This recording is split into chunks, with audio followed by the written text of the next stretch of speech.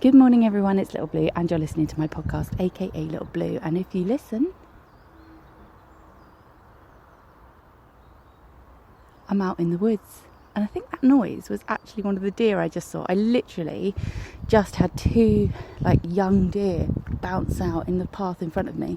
I think there was a dog coming, which is why they were running, but missed the photo opportunity sadly because I just got too excited about seeing them, but that's living in the moment, isn't it? You're not living behind a screen, and that's what coming out on these walks is pretty much all about for me. It's just getting away from the hustle and bustle and the screens and all of that, and just enjoying nature and seeing wildlife in its natural habitat and how it lives. It's beautiful. It's the best thing in the world for me, really. I love coming out here. And I woke up this morning and it's freezing cold, but it was really foggy, but it was really sunny, and there'd been frost.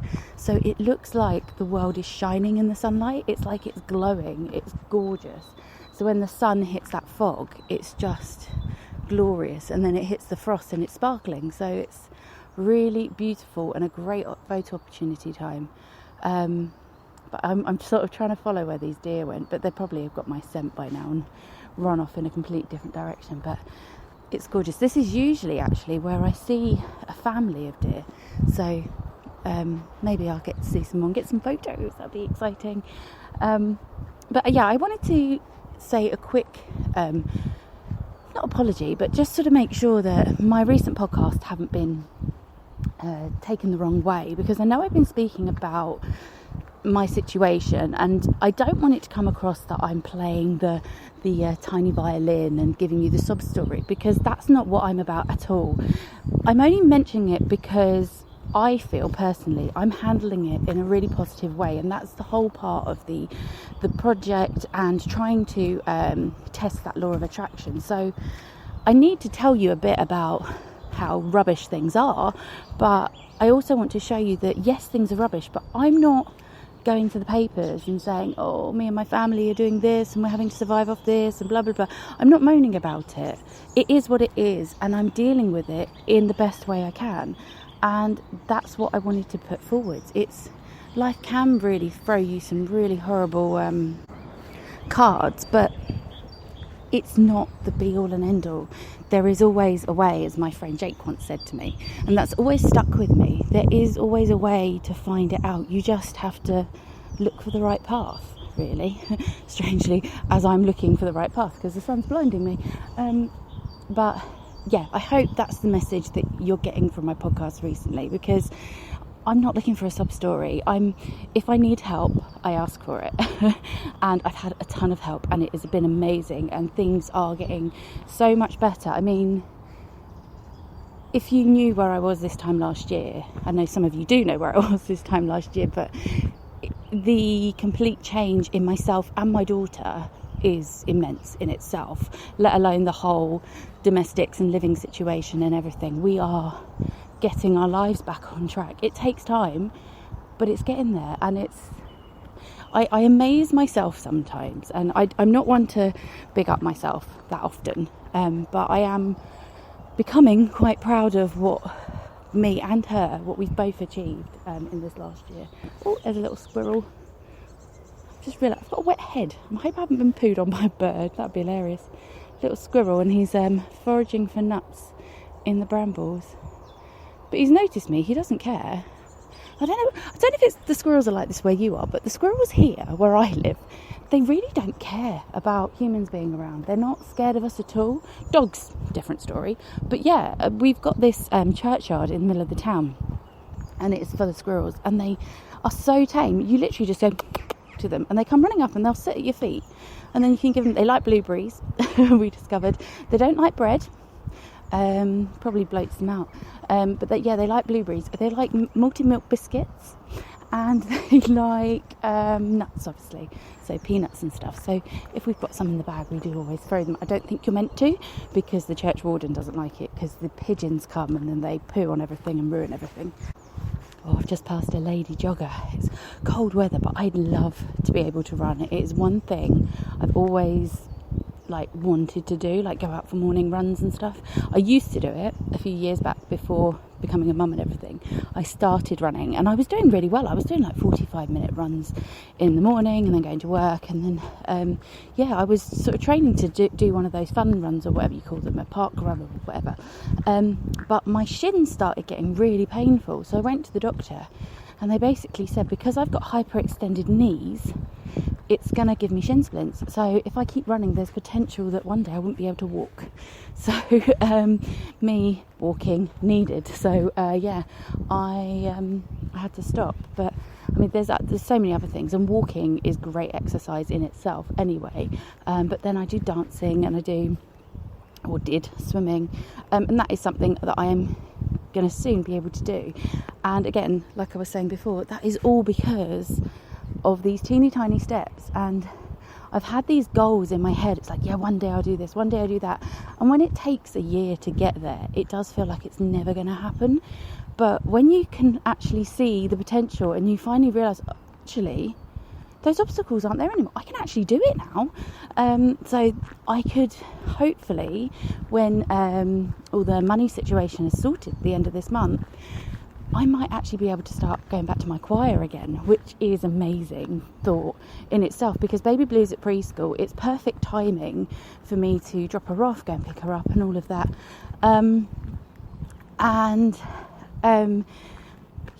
I'll be able to do singing again. And then I suddenly thought, well, actually, I might be able to start a dance class again, a fitness class again, or go swimming again while she's at preschool, because I do have time to get there and back again, because there are buses and things like that, and I will be able to afford to do it once a week. So yeah, become a fitness freak again is going to be wonderful. Because I used to, before baby Blue, I did 2 or 3 dance classes a week, and I also went swimming once or twice a week as well. So I did lots of walking, like going out in the woods and stuff. So I was really, really quite toned, quite fit. And then when I got pregnant, I went from a size 10 to a size 22. So that was with baby inside my tummy. After she was born, I went down at 1 dress size. But I've really had to work. I've dropped 5 dress sizes since having her in my little tummy. And hopefully I can just keep going. But those of you who have had children or know someone that's had children, your body shape completely changes and everything just gets messed up. Oh, honestly, this walk is doing me the world of good. It's so beautiful. There's this little clearing I just come to, and the frost is melting, so it's going all drippy. I'm getting dripped on by the trees, but the sun is shining through the fog and onto the water now, and it's just glistening. It's absolutely beautiful. And I don't know why, it always feels like the world's been washed, like somebody's washed the world to make it, and like all the leaves of the grass and the long grass and stuff. It's really like just beautiful.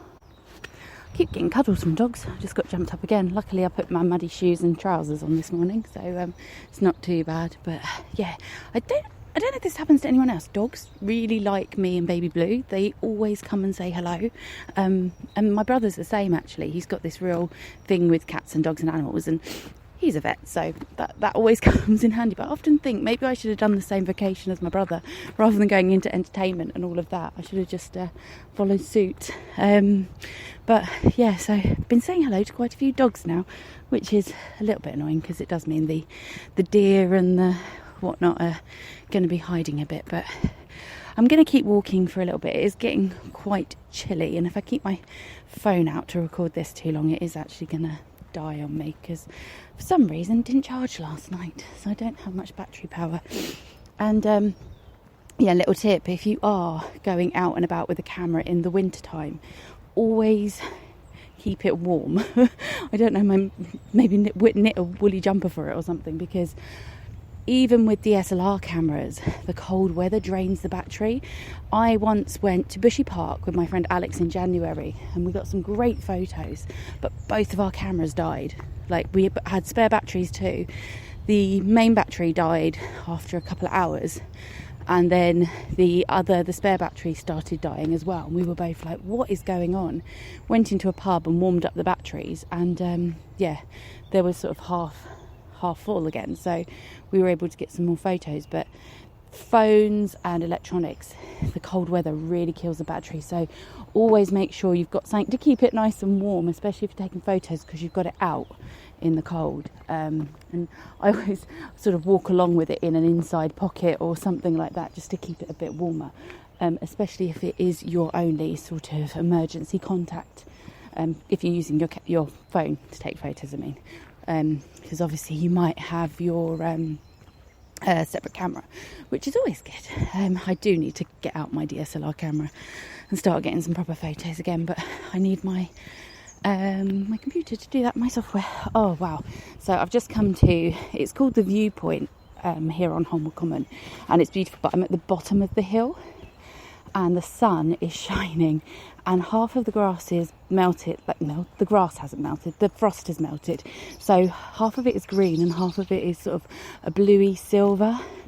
And this, I got some really great frosty pictures actually last time I came in the woods when it was frosty, so I'm going to get some more photos of this because it's absolutely glorious, although it is incredibly muddy. Oh no, where am I going to go? That's probably the best way to go. Oh, this is something I've been trying to teach baby Blue when we've gone out for nature walks, is how to spot the right route when it is very muddy, because her approach is, let's just squelch right through the middle. It's all right, she's got wellies and a puddle suit and all sorts on, but she likes to do it in trainers and you don't have spare shoes, and just like, oh gosh, what are you doing to me, child?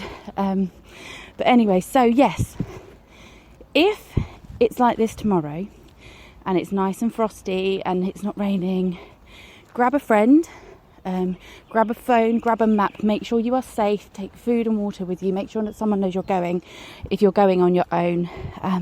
But I really urge you to get out into nature if the weather is like this again, because it's just absolutely glorious. And it's like, I've been wheezing, my asthma's been triggered recently for some unknown reason, but it's doing it the world of good. I'm not wheezing anymore. So the fresh air, the exercise, seeing all the wonderful wildlife I keep seeing. I mean, I've seen song thrushes, I've seen great tits, I've seen robins and jays and all sorts. It's absolutely wonderful. So get out in nature and just have a good old walk and a look around, because it's so good for the soul and it's just calming. And if your life is really hectic and stressful, especially if you're a parent and you've got that constant noise going on, doing this, and like, this is what I can hear.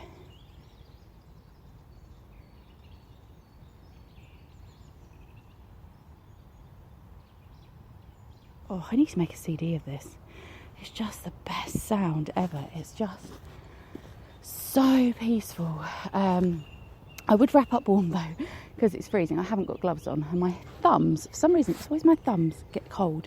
But yeah, I'm going to take some more photos before my phone battery dies, because I'm down to 10% now. So I'm going to get some photos, and then I'm going to head to my mum's for a coffee, I think, and then go pick up baby Blue. But have a super great day today. Look after yourselves.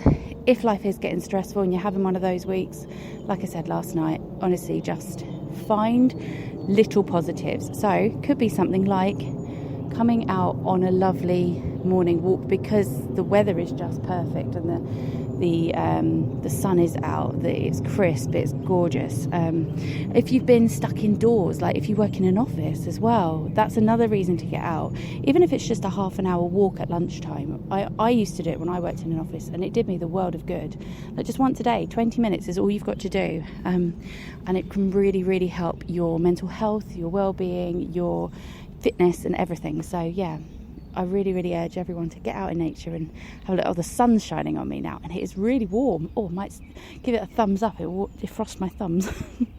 I told baby Blue that my brain had frozen this morning because I couldn't think straight, and hers hadn't frozen because she had a hat on. Things you say as a parent. Anyway, going off on a tangent. Gonna go up this hill and get some wonderful pictures. So yeah, check out my Instagram later because these pictures will be on there. Not AKA Little Blue, that's this one. Hike Myself Happy, that's my other one. Take care of yourselves and have a fantastic day. Bye everyone.